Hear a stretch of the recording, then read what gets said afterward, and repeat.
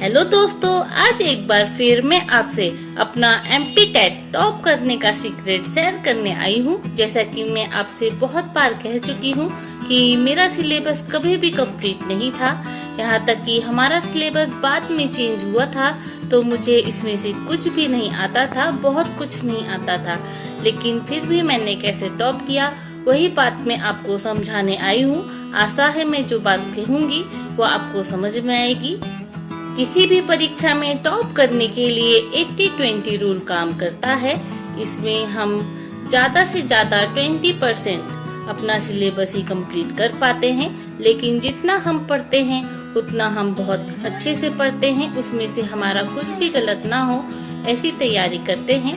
अक्सर हम बड़े बड़े टॉपिक के पीछे भागते हैं, लेकिन जो हमारे सरल सरल टॉपिक है वो हमसे पक्के नहीं हो पाते हैं, और सरल ही टॉपिक हमें अपने पेपर में सक्सेस की करीब ले जाते हैं। जैसा कि मैंने 8वीं तक के सारे एमसीक्यू बहुत अच्छे से बार बार पढ़े हैं, उसकी व्याख्या भी पढ़ी है।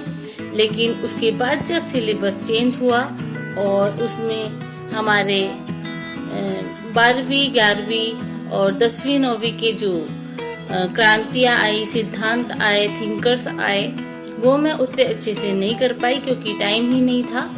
लेकिन जो भी मैंने 8वीं तक की एनसीईआरटी पढ़ी है, महेश कुमार वर्णवाल की, वस्तुनिष्ठ, वन लाइनर नहीं बोल रही हूँ। वन लाइनर में बहुत कुछ है, फिर वो वही बात हो जाएगी कि आप विद्वान बनने की कोशिश करेंगे और आपसे मतलब सरल वाला भी गलत हो जाएगा कठिन वाले को पकड़ने के चक्कर में। तो आपको विद्वान बनने की कोशिश नहीं करना है।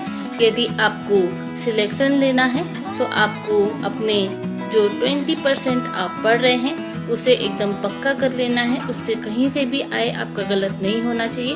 बाकी के 80% में उतना ही आता है जितना आप लॉजिकल थिंकिंग से ज्यादा ठीक कर सकते हैं। कठिन वाले के पीछे भागकर आज तक किसी का सिलेक्शन नहीं हुआ है। मैंने खुद देखा है 2018 में भी कुछ लोग मुझसे ज्यादा इंटेलिजेंट थे, लेकिन उनके नंबर मुझसे भी कम रह गए। हिंदी में जैसे मेरे 109 नंबर थे और उनके 105, 106 ऐसे रह गए थे। सिलेक्शन तो ऐसे नहीं हो पाता है। मैंने पहले बहुत गलतियां की थी, लेकिन धीरे धीरे मैंने अपनी गलतियों में सुधार किया और मैंने अपनी पढ़ाई को बहुत सीमित रखा ताकि मैं बार बार उसका रिवीजन कर सकूं और जितना मैं पढूं उतना मुझे पेपर में काम आए। मैंने व्यर्थ की सारी चीजें छोड़ दी।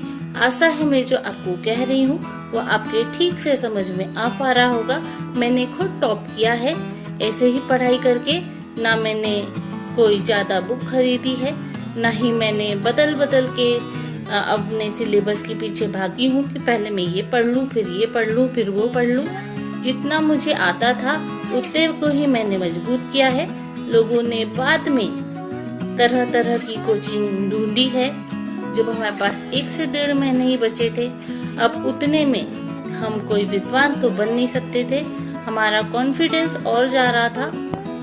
मैंने अपनी तैयारी के दौरान पाया कि हम अपना सिलेबस जितना ही छोटा रखेंगे उतना ही उसका रिवीजन कर पाएंगे और उसे याद रखना हमारे लिए ज्यादा आसान होगा। आशा है आपको मेरा अनुभव काम आ रहा होगा। ऐसे ही मेरे अनुभव का लाभ लेते रहने के लिए इस वीडियो को लाइक, चैनल को सब्सक्राइब जरूर करें। धन्यवाद।